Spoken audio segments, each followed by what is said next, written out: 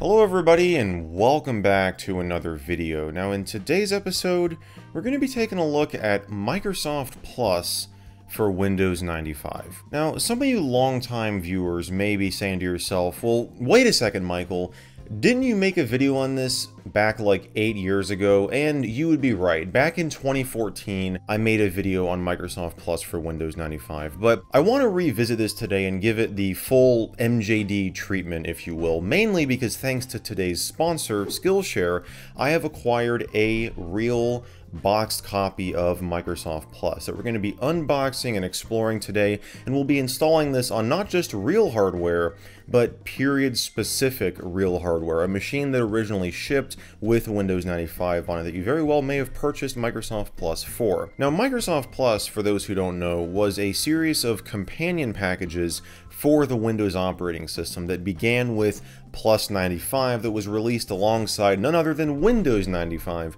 back on August 24th, 1995. That's a lot of 95 there. And essentially what these did is they brought various enhancements, some additional programs, and even some themes to Windows. I'm sure if you've used Microsoft Plus 95 or 98, you remember the themes very well because they were very, very customizable. Plus XP, not so much. The themes were kind of lame, but hey, it was nice to have some extra themes anyways. This version of Microsoft Plus was also very significant because it brought both Space Cadet Pinball and Internet Explorer to Windows for the very first time. And both of those, like many other features in the Plus line of products, were eventually implemented into Windows as standard features. Now, this version of Windows 95 here is one of the later editions because it says up here that it includes Microsoft Internet Explorer, but the original version did not. So let's go ahead and take a closer look at the box here.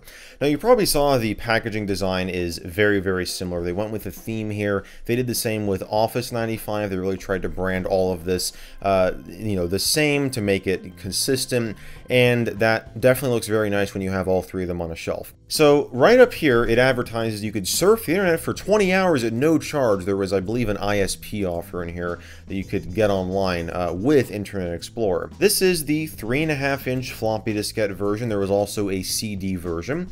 And if we flip over to the back here, it dives into a little bit more about what it introduces, some of the features here. It advertises IE down here, the compression agent, the system agent. We'll dive into all this stuff in a little bit here. And of course, the 11 colorful themes that I don't believe I went into detail on in the last video. That's another reason why I want to redo this. I believe I got a comment from someone that was like, you can't make a video on Plus without diving into the themes. How dare you? And you know what? I kind of get that. So we're going to take a look at all of the themes today and not just kind of go, these are the themes, okay, let's move on to something else. Right here, it lists your system requirements, and yeah, there you go. Down here at the bottom, you got that Microsoft 30-day money-back guarantee, of course, because, you know, if you ever wanted to return this, which is like blasphemy, well, you could. The packaging design here, I mean, this is all your, not design, but the stuff that comes in here is pretty standard for Microsoft products from this time. We'll just take everything out here, and I'll set the wonderful the cardboard box aside. So these are diskettes 1 through 5. I don't really know why I'm taking them out because we're just going to set them aside for now. So there's diskette number 6.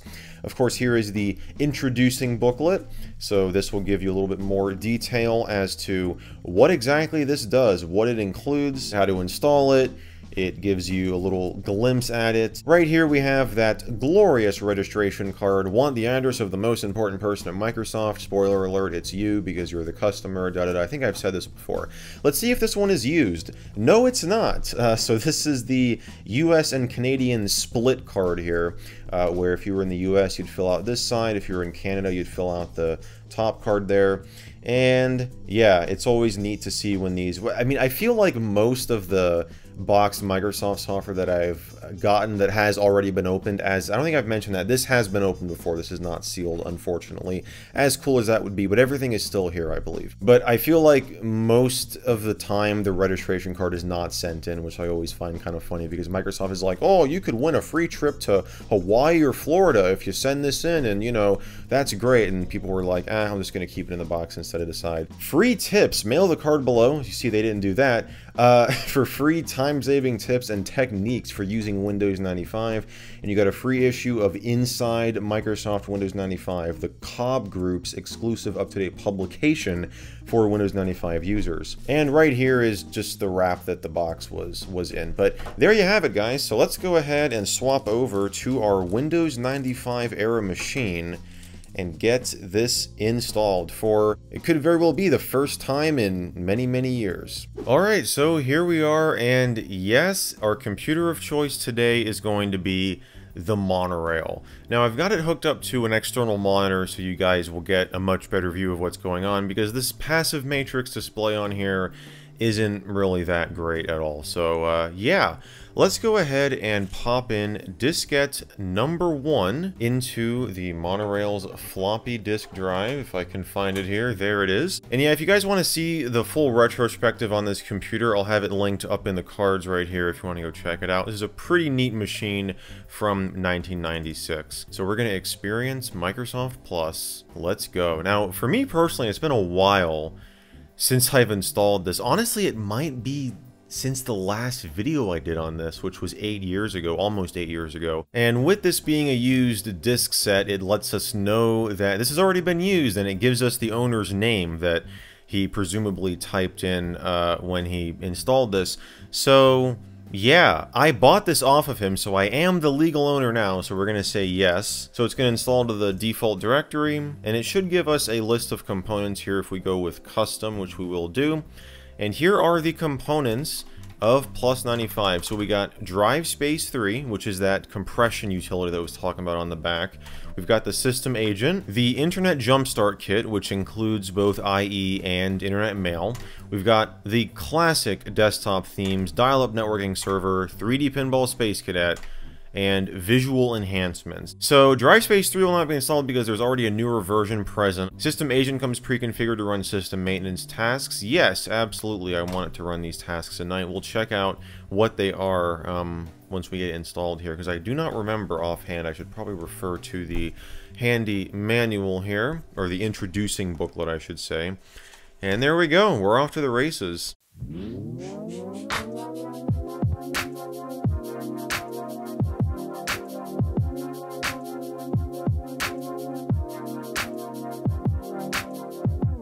And there we go, just like that, all 6 diskettes work, which is awesome. Always great to see. So the first thing it's going to do is the first thing I wanted to do, which is, it's like it's reading my mind or something. It's going to open the desktop themes window so that we can choose a desktop theme, and that's where we're going to start. These ones in Windows 95 and 98, they were just so cool. They just gave your computer, it felt like a little more personality. You could really customize this and just make it look a little bit different than what everybody else had. I mean, unless they had Microsoft Plus as well. We are going to go through each one. I'm just applying this so that it'll get through this setup, and then we can actually go in and take a look at them one by one. And we're going to restart Windows. Oh, and there's our shutdown sound. And check out that boot screen. Gosh, it's always a great sight to see. That's interesting. You see how the like inactive title bar, the text and the bar color are exactly the same. I don't know if this theme is normally supposed to be like that. I would think not. Here's the opening a right-click context menu sound. And I believe that menu sound is the same for, yeah, every window that you open up, or every menu you open up, rather. So this is a list of all the things that each of these themes will change. And what you could do is kind of pick different aspects of each theme that you wanted. So you didn't have to use the entire theme, although I'm sure most people just did. For me personally, this was my favorite theme, Inside Your Computer. I loved this theme. Yeah, really, really cool. It doesn't really look, I mean, it's running at a lower color resolution or color mode here, but it still looks pretty fancy. So you got your sounds here for minimizing, maximizing your opening a menu theme. And if we open up a program, you get that nice clicking kind of sound there. Now it's interesting, you see we're not getting highlighting. I mean, well, it is highlighting, it's just we can't see. Are we running in 16-bit color? Or let's see here. Let's go to settings. Yeah, 16 color, that's what we're running in. So we can change this to 256 color. And yes, we will restart the computer. So there's our awesome sound there. Yeah, that looks a lot better. So these are the icons here. I didn't really go over this in the last theme, but they do change. Not all of them, but usually my computer recycle bin, I believe, well, let's go to properties here. It'll give you a list if we go under plus here. Yeah, network neighborhood, which we don't have on the desktop, but that changes as well. And so you could manually change these icons from here if you wanted to, or just set it back to the default icon. Next up is Leonardo da Vinci. So there you go.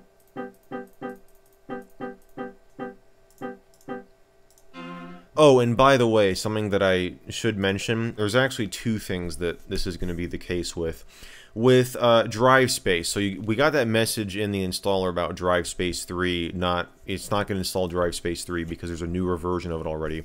Now that's because this is a newer version of Windows 95, because again, the monorail here is from 96. So by that time, Microsoft had already introduced a newer version of drive space to the OS and a newer version of IE. And because of that, we're not going to get IE 1.0 either. So even though this is the icon here, this will still open up Internet Explorer 3 here. More Windows. This one I always liked as well. I'd say this is probably my second favorite. And I absolutely love that busy cursor there of like the flying, see it? The flying Windows flag. Let's open up MS-DOS prompt here.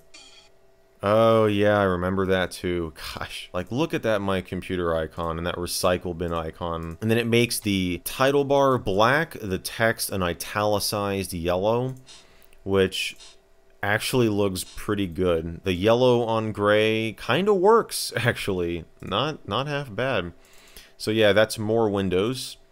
Next up is Mystery. Ooh, getting some mysterious, spooky stuff here. Okay, got a really like bassy sound effect there for the opening a menu and opening a program. This one I never messed around with at all. I honestly don't even remember this one. I don't even really remember most of the themes in here, aside from Inside Your Computer and More Windows, and maybe one more. If I see it, I'm like, oh yeah, I remember this one too. Let's minimize. Ooh, that's kind of a creaking door. Oh man. And yeah, you got that nice kind of finding, like, I Spy kind of cursor there for the busy cursor. And some walking. You saw that, like, footsteps for the busy, or not the busy hand, but the hourglass. So that's Mystery. Next up is Nature. Oh my gosh, look at the font there. That is what... Twerk neighborhood. Maybe. I mean, the Microsoft Net. Yeah, this is a bit too large. Though we are running at 640 by 480 here. Pretty nice sounds here, not really overly loud or intrusive sounding. They sound pretty decent, but I'm not a huge fan of the ultra bold text everywhere. And yeah, we'll go through all the screensavers and desktop wallpapers later. I mean, well, we are taking a look at the desktop wallpapers now, but we'll go through the screensavers later. So that's Nature. Science, was this the one? Yes, I remember this one too. See, I knew it. I'm like, I thought there's one more in here. There's probably another one too. Yeah, this one... This one was also pretty neat. I mean, if I'm saying the same thing about each theme, I don't mean to be like, yeah, this is cool, okay, let's move on. Like, I genuinely think this one's really cool. So next up is Sports. Looks like it changes the font again. I mean, a lot of these do. But that one with the bolded font was just really, like, overly obnoxious. Is this the one that says Play Ball? No, okay. That's in Plus for Kids, I think. The one where it says play ball when you open up a window or something. It's like, it's kind of hilarious, but it probably gets really annoying after a while. Some good choice for sound effects there, if I do say so myself. And next up, we've got the 60s USA. These theme names are coming back to me from that 8-year-old video, or almost 8-year-old video. So this is a groovy 60s theme, man. Got your pink, got your peace sign. Yeah, man. It's the 60s, dude. Yeah, man. Groovy, dude. Yeah. Check that out. You got your flowers, man. Yeah, peace and love, dude. Alright, let's go back to desktop themes here. The Golden Era. What was this one? Did I ever... I do not remember this one.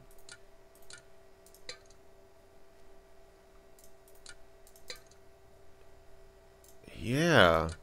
So here's your... Oh, let's do the, minimize and... yeah. There's sound effects there. It looks like the taskbar is becoming progressively larger. Because you see these icons down here are like freaking out. They don't know what to do. They're like, we're too large. So that's one thing you could change if you don't want it messing with that and making the the font larger, which would in turn make everything else larger. So travel is the next one here. You can see it takes sometimes a little while for the icons on the desktop to update, but it just did there. So there's your minimize and maximize. Now, those are some good sounds, I'd say. Those are not really obnoxious or intrusive at all. So next up, we've got Windows 95, which adds this wallpaper here, and it's got the same sound effects from the Windows, what was it called? This one here, the More Windows theme. It's got the same sound effect here. So let's go ahead and take a look at the screensavers before we move on, because these are a component of the themes. So we'll start with Dangerous Creatures here. Of course, we do have all of our standard screensavers as well, but we'll start with this one. And we'll just go down the list. So here's Dangerous Creatures, Inside Your Computer, Leonardo da Vinci, Mystery.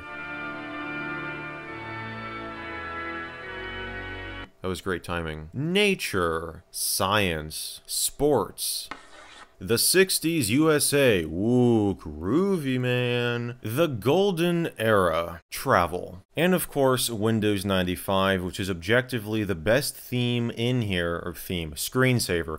The best screensaver in here because it does this puzzle with your desktop. And those, ladies and gentlemen, are the Windows 95 Plus desktop themes. And this is the beginning of today's ad read from Skillshare, the online learning community with thousands of classes that help you learn something new or brush up on a topic you're already familiar with, whether that be graphic design, video editing, or even programming. What I really like about them is that the entire platform is designed specifically around learning. Classes are split up into multiple sections for convenient viewing with no ad breaks, you know, like this one. One of the first classes I started taking on Skillshare was this one on productivity by Mike Vardy, which really goes into some good habits that you can implement into your workday, which is so important if you're self-employed or just work from home. And as a thank you for watching this video, Skillshare is giving a free 1-month trial to the first 1,000 people who click the link down below or use my code. So be sure to check them out, and huge thanks again to Skillshare for making this video possible. Now let's go ahead and move on to the next thing in our features list here, which is the System Agent.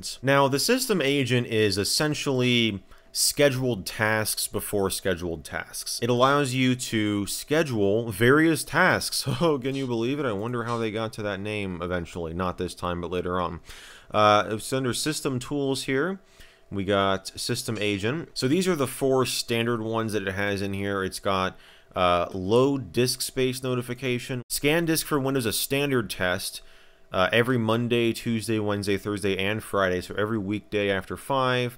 It'll defragment the disk every Tuesday, Wednesday, Thursday, and Friday after midnight. As it said earlier in the setup, this is meant for you to leave your system on overnight so it can do this stuff.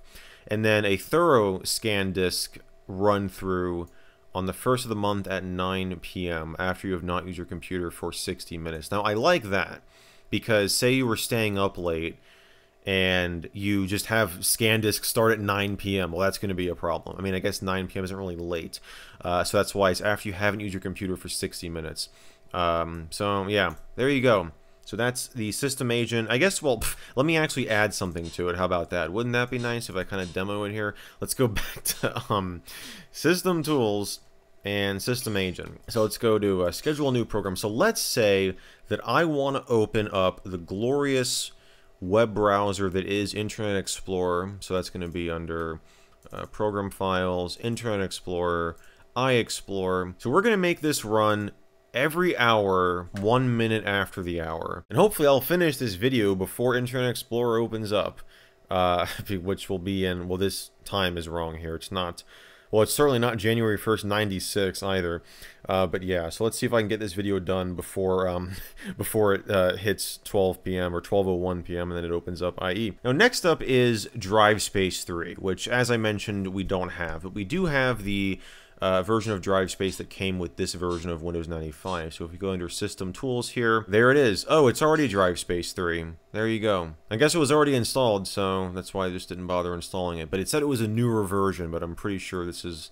I mean, it's not like 3.01 or anything. It's just, well, it doesn't say the exact version number. Drive Space 3 and the compression agent, which is the fourth thing in this list here, were meant to work hand in hand. I honestly feel like this could be a topic for a dedicated video because we could really go into like how this works and the history of it and all of that. But to give you the gist of it, the difference between Drive Space 3 and the compression agent is Drive Space 3 will compress the entire drive. So if I go here and I want to compress drive C, and in this case, it will say it'll compress 1 gigabyte of space on drive C, so it contains 1.61 gigabytes of free space. In addition, drive space will create host drive H with 12.84 megabytes of uncompressed free space for a total capacity of 2.01 gigabytes. The compression agent allows you to compress individual files, but the catch is you need to have a Drive Space 3 compressed drive. So we're going to say yes here. We're just going to run Drive Space 3,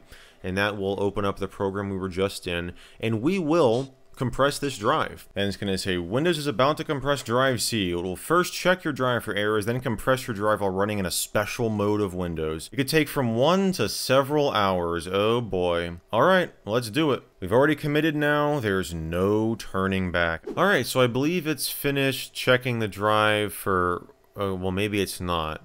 It's at 24%, but it came up with this message that says it needs to restart our computer now into a special operating mode. So we'll click yes. If your computer does not restart by itself, turn the power off, wait 3 seconds, and turn it back on. Alright, well, the shutdown sound played. I've never done this before. I've never compressed a drive using drive space, so I don't know what this special operating mode is, and I'm kind of curious now. So it looks like we don't get the boot screen, and yeah, it just goes right in. Oh, check that out. Okay, preparing compressed volume file. So we've got a Windows 3.1 looking window here. So it's compressing the drive. This is probably going to take, I mean, well, it said from an hour to a few hours. So, well, we're in too deep now. So let's just let it do its thing, let it compress the drive, and I'll be back with you guys in hopefully not too long. All right, so it took about an hour, but here we are. It has compressed drive C, and it says it now contains 1.58 gigabytes of free space. And the host drive will have 12.84 megabytes of free space. So let's go ahead and close out of that, and it should restart the system once more. Yep, there we go. And yes, that is definitely a Windows 3.1 style window. And this is the window you get when you load back into Windows. It just asks you how you want to configure your newly compressed drive. So you've got high performance, more free disk space, or custom. We're just going to go with high performance, which will compress files only when you're not using the computer. And if we go into My Computer and right-click on the C drive, go to Properties, and there's this new compression tab here we can go over to. And this gives you a breakdown of how the drive is compressed, what compression method it's used here, how much free space you have. And it's pretty cool to see this update in real time as it's calculating the total free space there. But yeah, your drive's been compressed, and now if you wanted to, we could go into, let's go to accessories here. We go into the compression agent. Now we could just start this right now, but if we go to settings, we get some options to configure the compression methods. This compression agent is designed to be run through the task scheduler. Or if we go back to System Tools here, what was it called? The System Agent, yeah. So I believe there is a default, yep, there it is, Compression Agent, every Monday at 7 p.m. So you could configure that if you want to, you know, have it run multiple days, not just once a week, but you could manually start it in here if you wanted to. But yeah, that's how all that works. I think it's pretty cool, and like I said, I could probably make an entire video going over how disk compression works and all of that, because it's a very, very interesting topic. I mean, well, maybe not for everybody, but I find the whole concept kind of interesting. And there's really only one other thing to take a look at. I mean, technically there are three if we go back to the list here. We've got Internet Explorer, Dial-Up Networking Server, and of course 3D Pinball. So Internet Explorer is Internet Explorer, and plus this isn't even the original version because we already had version 3 on here, so we're not going to really bother with that. But the Dial-Up Networking Server, what this allowed you to do was dial into your computer from another system. So say if you had a laptop at work and you had a file on your home computer that you needed, you could actually set up your home computer as a server and dial into it from your laptop or from another desktop computer and download files. That would be really neat to set up. I do not have the equipment at the moment set up to accomplish that. So perhaps we'll touch on that in a future video. And so that leaves one more thing. And you guys already know what it is. It's Space Cadet Pinball, or Space Cadet Table, as it's apparently called here in Windows 95, or 95 Plus. And gosh, what an iconic game, man. I mean, the first time I played this was under Windows XP. That's where I first discovered it. In fact, I don't even think I knew it came with Plus 95 until I looked into it for that video I made back in 2014. But yeah, it's just such an iconic game. I mean, it really never gets old. And gosh, I remember playing this all the time back when, you know, my family... Gosh, did we even have a dial-up at that point? I don't know. I mean, I definitely remember playing this offline when there was nothing else to do. And gosh, I couldn't even tell you how much time that I spent on this. But yeah, there's just a really interesting history behind this game too. I did a video back in 2018, I believe, on it, just going over it, doing a real deep dive into it, because I don't think a lot of people know the full story behind this game. So if you're interested in that, I'll have it up in the cards. Though there is one portion in that video that is not accurate anymore, and that is the portion at the end where I'm talking about the 64-bit version. There's a great video by fellow YouTuber NCommander who really goes into that, does an even deeper dive than I did, into why there wasn't a 64-bit version, or, well, there was a 64-bit version, but why it was never included in versions of Windows after XP. Because the original consensus that a lot of people had wasn't entirely correct. I'll have that link down below if you want to go check that out. But I think that was a perfect time for for me to lose there. That's it, guys. That is Space Cadet Pinball, and that is Microsoft Plus for Windows 95 in all of its glory, in its physical form. And this was really fun to take a look at, and I hope you guys enjoyed this video. If you did, be sure to give it a thumbs up, get subscribed, notifications, all that good stuff. And as always, I want to thank you all so much for watching, and I will see you in the next video.